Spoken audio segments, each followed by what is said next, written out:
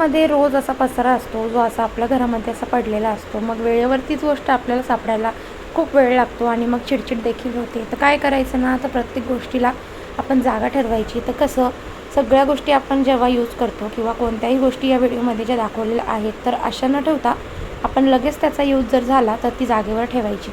त्यामुळे काय होतं ना, की आपलं घर व्यवस्थित दिसायला लागतं आणि वस्तूसुद्धा नीट आणि क्लीन राहते.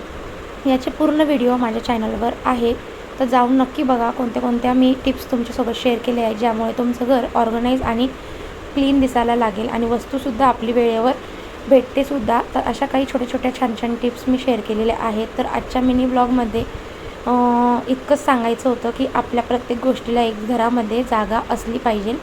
आणि हो, त्याचबरोबर आपल्या मुलांना देखील आपण छान सवय लावू शकतो. या व्हिडिओमधनं तुम्हाला मी दाखवलेलं आहे. तर चॅनलवर व्हिडिओ आहेत, जाऊन नक्कीच बघा. आणि हो, माझ्या चॅनलला सबस्क्राईब करायला विसरू नका. भेटते आता पुढच्या व्हिडिओमध्ये. तोपर्यंत सगळ्यांना बाय बाय.